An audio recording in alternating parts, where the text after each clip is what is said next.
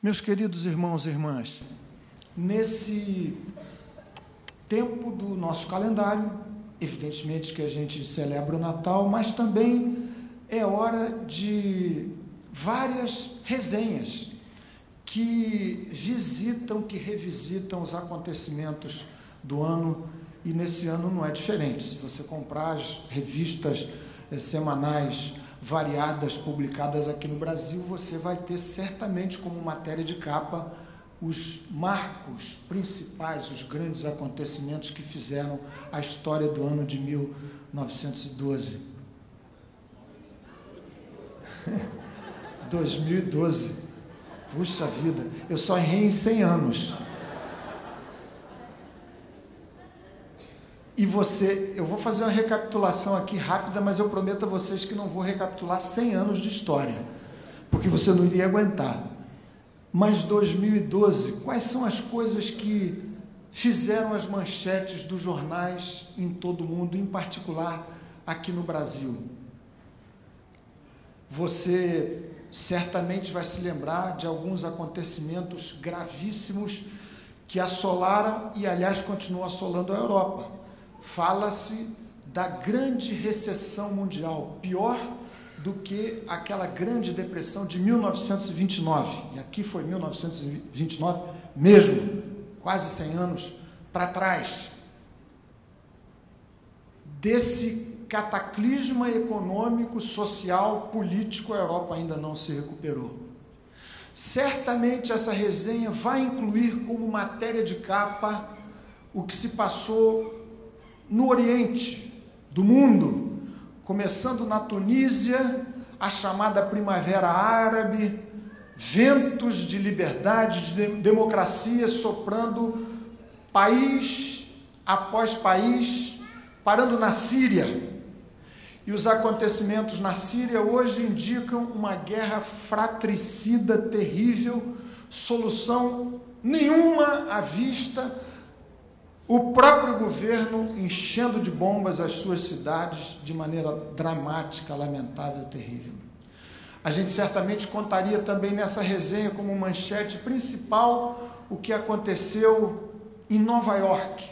Finalização de um vento terrível, na verdade, uma tempestade chamada Sandy, que pegou o Haiti, que pegou Bahamas, que pegou Jamaica, aquela região toda, deixando para trás de si 250 mortos e fazendo o que no século XX Nova York não tinha experimentado. Dias e dias, grande, extraordinária, aparentemente inexpugnável metrópole sem luz.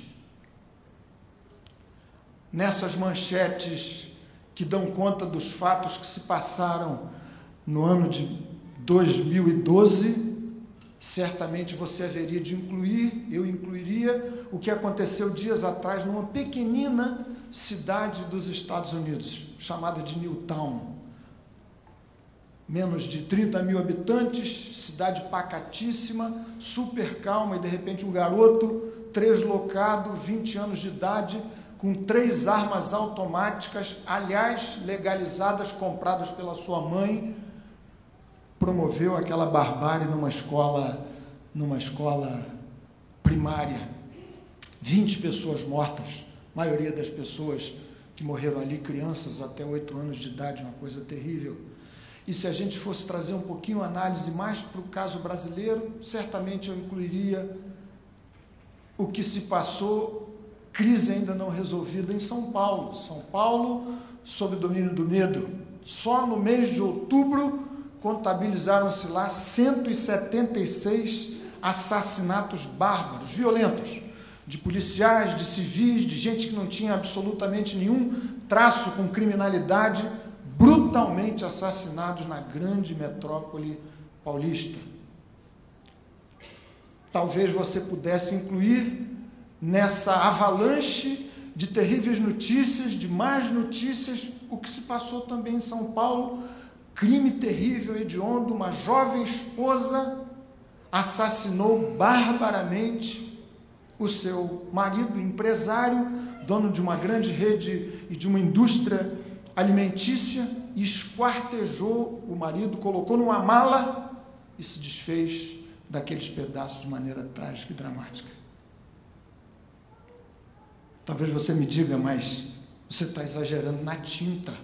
É rubro demais, é vermelha de sangue demais. Mas são essas as manchetes principais, foram essas as manchetes desses dias. A ponto de um escritor que eu costumo ler frequentemente, escreve às terças-feiras em 2 jornais do país, sem fazer propaganda dele, mas já citando Arnaldo Jabor, terminar uma das suas crônicas das últimas semanas dizendo exatamente assim: a propósito dessa situação da vida, do mundo, da loucura, da bizarrice dos fatos, disse ele assim: nada adianta, nada, não aguento mais, tenho medo de tudo, inclusive de minha renitente de depressão, disse Arnaldo Jabor, estou cheio de mim mesmo. Interessante, analisando a vida, analisando as notícias que povoaram as manchetes dos jornais do dia, diz ele: eu estou cheio de mim mesmo, não me aguento mais. E termina citando um grande cantor, compositor americano famoso, disse assim: daí faço minha a dúvida de Cole Porter. Que devo pedir ao garçom? Uma pílula de cianureto ou uma flute de champanhe? Você me diria, mas essas coisas passaram muito ao largo da minha vida pessoal. Então, eu quero que você reflita um minutinho comigo a propósito da sua própria vida. Quem sabe, espero até que não na vida de todos nós, mas certamente algumas manchetes alcançaram a sua vida pessoal de maneira surpreendente, absolutamente indesejada. A inesperada enfermidade que bateu a porta de algumas casas, de algumas famílias, porque nós temos orado aqui regular e diariamente.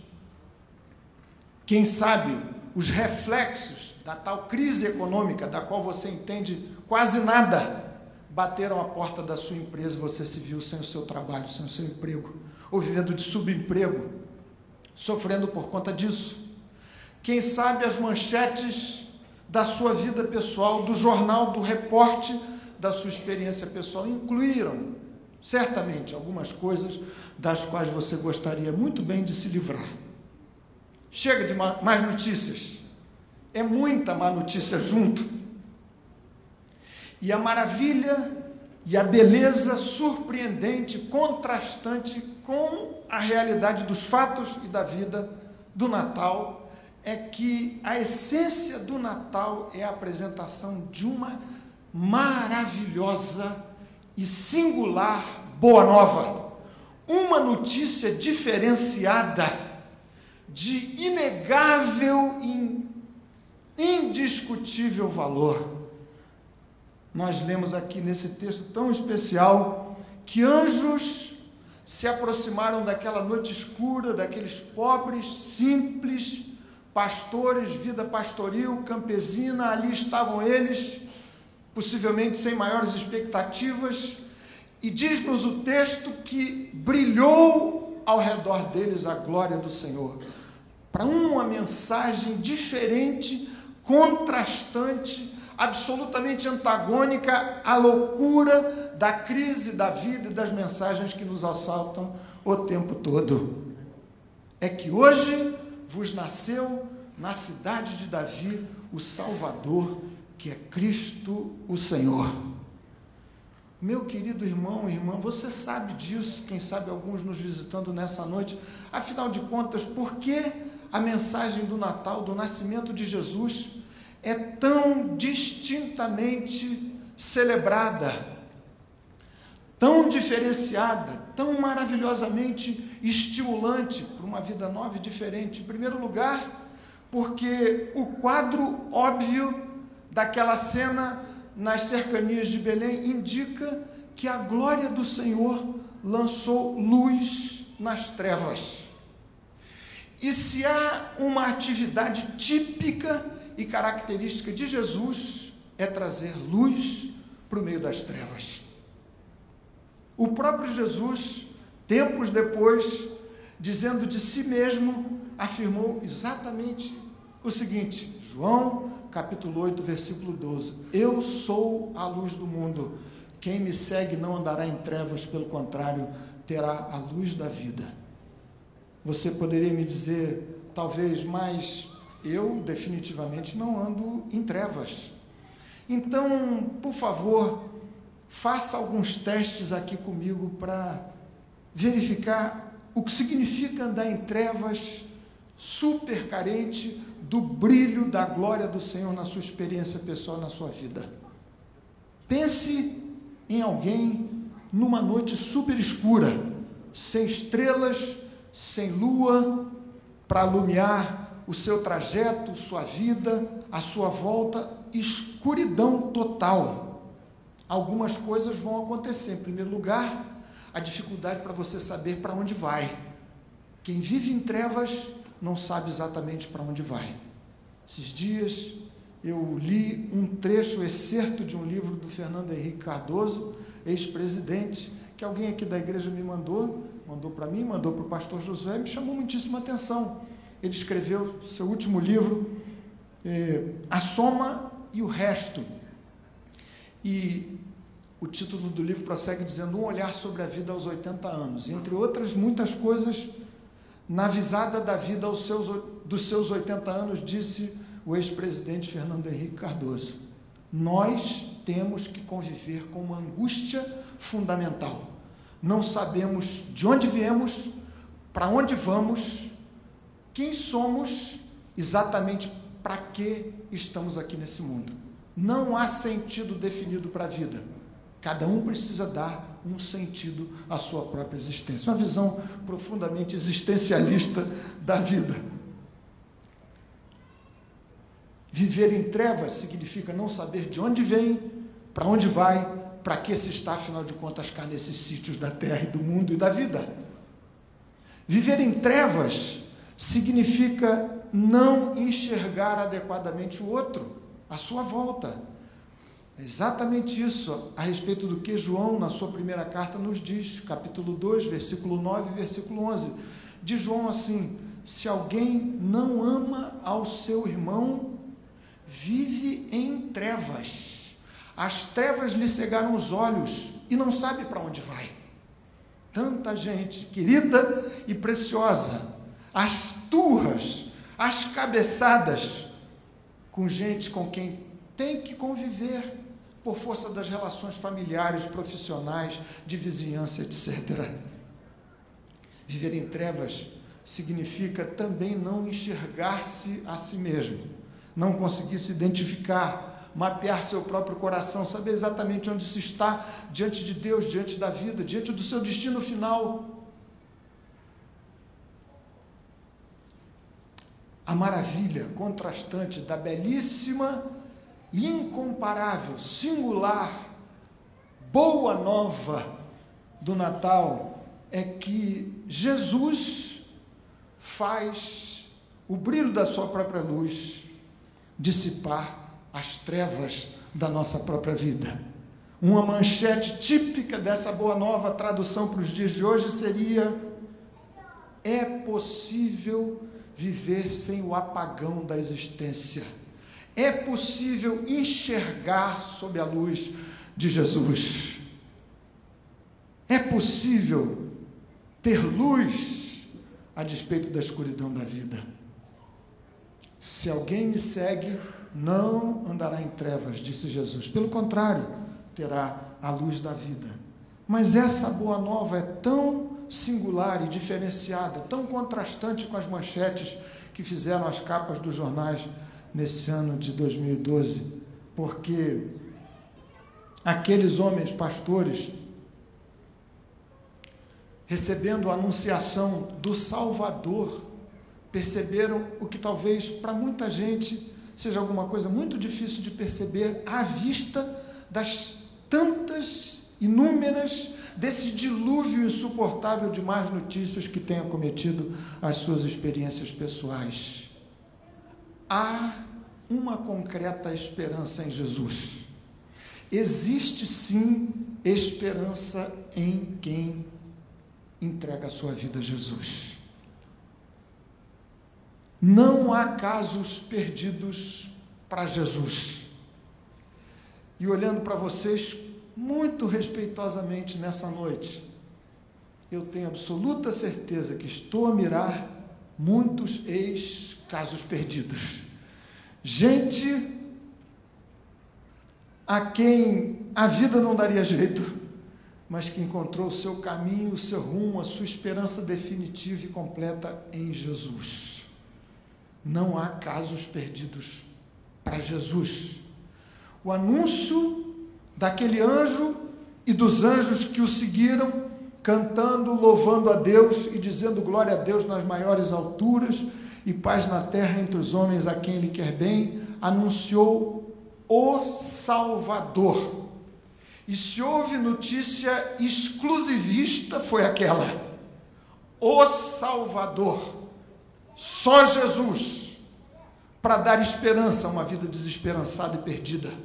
Só Jesus é o Salvador. E a apresentação do Salvador Jesus implicava no reconhecimento de que havia vidas perdidas. O Salvador, exclusivo Salvador, o único Salvador, veio para uma salvação completamente inclusiva. Boa nova que o será para todo o povo. Maravilha é compreender que só Jesus concede esperança e valor à vida, mas é também compreender que essa exclusiva salvação em Jesus pode ser extensiva a quem quer que a Ele se renda em fé e em arrependimento. Me permitam repetir aqui o que eu citei, pelo menos eu sei que o Halderes ouviu a história, talvez vários de vocês não tenham ouvido, mas do que significa andar batendo cabeça, perdido de um lado para outro.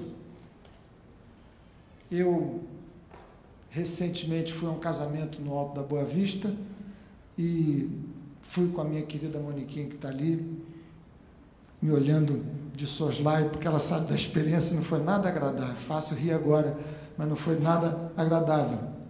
E eu, sabendo que era um lugar, para mim, um pouco familiar, embora eu já tivesse ido lá umas 2 ou 3 vezes, inclusive feito um casamento, tomei todas as precauções. Imprimi, vejam só, imprimi o mapinha, roteirinho da viagem, no Google Maps ou MapQuest, sei lá o que foi, imprimi tudo direitinho, pedi ao meu querido genro, Fabinho, Fernandinha, para me emprestarem o GPS do carro deles, peguei, coloquei no nosso poderosíssimo Sandero, né, Moniquinha, aquele GPS, calibrei tudo direitinho e fui feliz da vida, com a Mônica, para o Alto da Boa Vista, um sábado super chuvoso,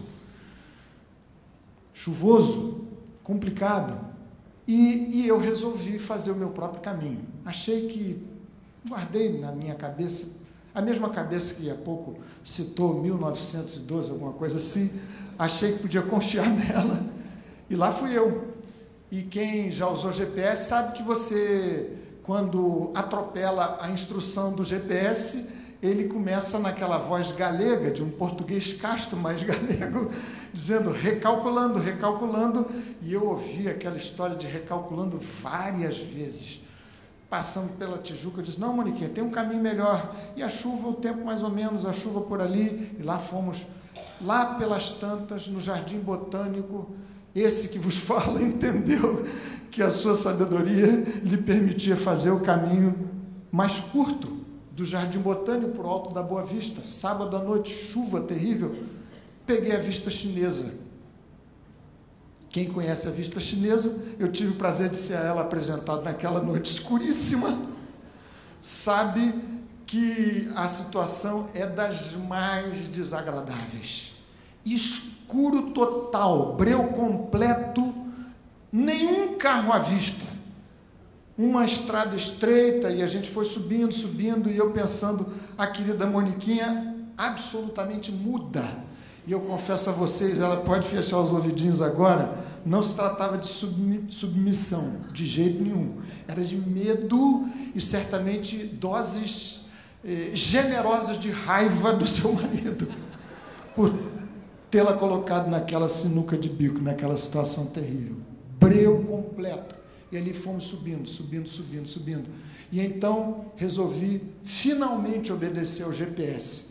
Foi quando ele me disse 9 quilômetros até o seu destino final. Significava uma vida no escuro completo, eu não estou exagerando. Não vou dizer daqui porque eu não sou irresponsável. Faço mesmo um caminho à noite, sábado à noite, com chuva e com neblina, para você ver o que significa andar em trevas, sem direção, sem norte. Poderia ter sido tão mais simples se eu tivesse, desde o começo da minha jornada, obedecido às instruções de quem sabia o caminho muito melhor do que eu. A boa nova da mensagem do Evangelho de Jesus indica que só Jesus lança o brilho da luz nas trevas escuras de tantos lances das nossas vidas. A incomparável e singular boa nova do Evangelho de Jesus indica que não há casos perdidos para Ele. Ele sim pode me trazer esperança e direção. Finalmente, meu querido irmão e irmã, você que nos visita, por que essa notícia é tão especial? Foi tão especial para os pastores naquela noite escura, nas cercanias de Belém, de Judá? Porque em tendo conferido diligentemente os detalhes daquela extraordinária profecia que dizia que finalmente o menino havia nascido, daquele anúncio glorioso, daquela manchete extraordinária, conferiram, interessante, os pastores voltaram para a mesma cena difícil, pastoril da sua vida anterior. Voltaram completamente diferentes. O que a manchete da Boa Nova do nascimento de Jesus indica para o meu coração e para a sua vida é que Cristo nos encontrou. Em você se rendendo a Ele, se entregando a Ele, entregando seu coraçãozinho a Ele, você tem a milagrosa possibilidade de retomar o cenário difícil, eventualmente escuro, duro, da sua vida, com todas as suas circunstâncias agregadas, mas com o coração completamente diferente, em paz. E antes de nós encerrarmos aqui orando, eu me lembrei nesses dias, com muita emoção, de uma história já bastante antiga, mas tão presente na minha vida, no meu coração, quem sabe na vida de alguns dos irmãos aqui nessa noite. A propósito dessa gloriosa e milagrosa possibilidade de Cristo entrar num coração e fazer dessa vida uma vida completamente nova, habilitada para enfrentar as duras e escuras circunstâncias da sua própria existência. Paulo diz, você sabe do texto, quem o conhece, se alguém está em Cristo, é nova criatura. As coisas velhas já passaram, eis que tudo se fez novo. Me lembrei de uma história que eu conheci bem de perto. Um jovem, devia ter pouco mais de 20 anos de idade, filho de uma família grande, pobre, de um imigrante libanês, 10 irmãos, e ele, querendo aprender alguma coisa diferente daqueles seus ofícios que tinha exercido, ainda iletrado, inculto, analfabeto, servente de pedreiro, ajudante de um pequeno hotel. Nesse hotel descobriu um advogado, de quem se aproximou porque esse advogado, em troca dos serviços de hotelaria, lhe pagava dando aulas de português, e assim tentou de alguma forma encontrar um melhor caminho para a sua vida. Já faz muito tempo que, naquela sua juventude errante, dispersa, sem a menor esperança, sem a menor expectativa de algum rumo, de alguma luz para a sua existência, resolveu deixar a casa de seus pais e ir para a grande capital, São Paulo, para procurar alguma sorte, algum emprego, alguma coisa melhor. E lá começou a se ajustar, se acertar, foi acolhido por uma família amiga, de maneira muito generosa e gentil, mas a tal Grande Depressão de 1929 bateu com força. Também no Brasil, crise do café e tantas outras coisas que aconteceram, reduzindo ao mínimo o espaço de sobrevivência para os jovens daqueles dias.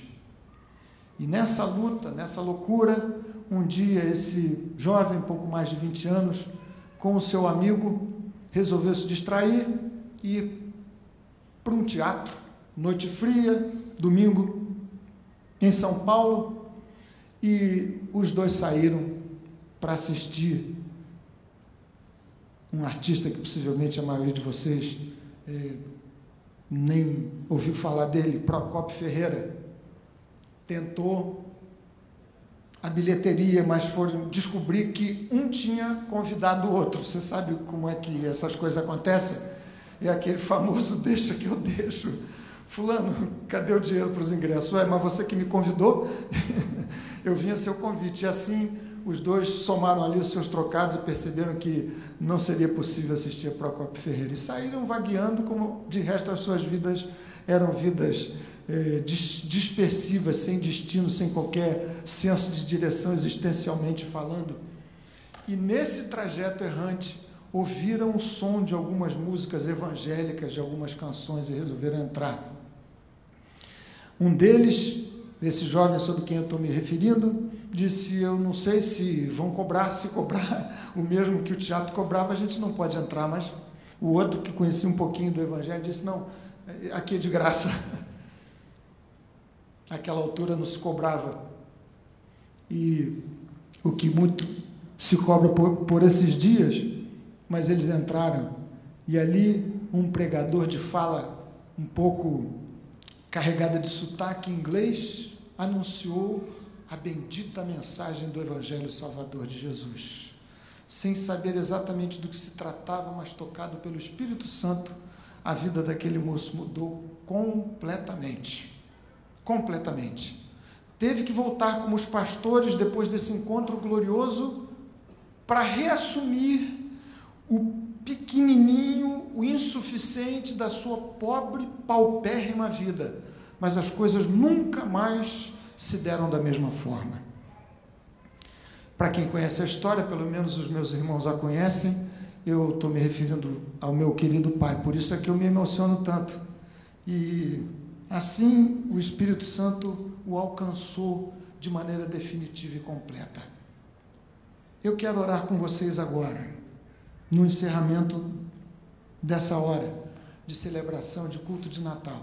Você, por favor, curve a sua cabeça, feche os seus olhos.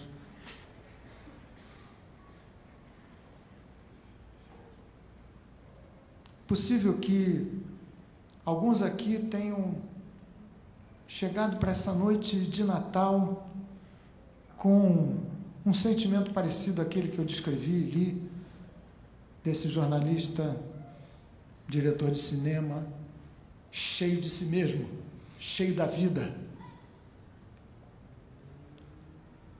Falta de luz. Quem sabe alguns exaustos dessas manchetes que vão se renovando ano após ano na sua vida pessoal.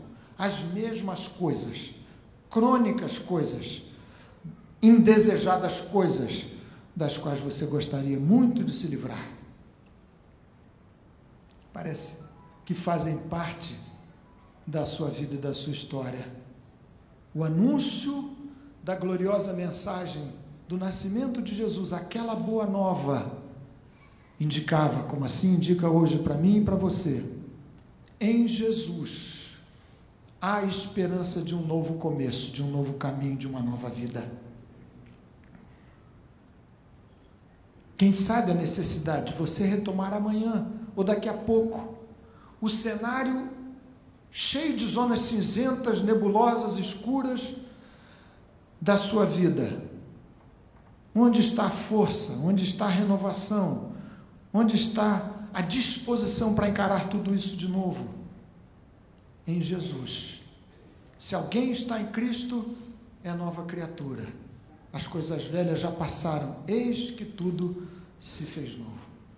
Se você se incluir em alguma dessas descrições e quiser orar aqui na frente comigo, conosco, com a igreja, você pode dar uma chegadinha aqui, nós vamos juntos orar. Quero ter luz.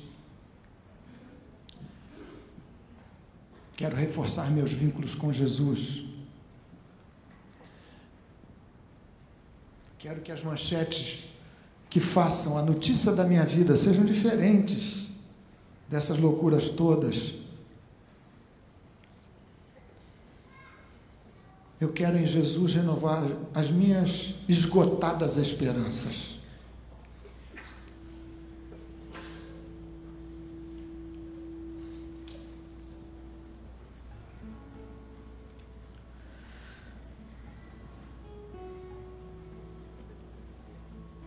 Eu sou a luz do mundo, disse o Senhor. Quem me segue não andará em trevas. Pelo contrário, verá a luz da vida.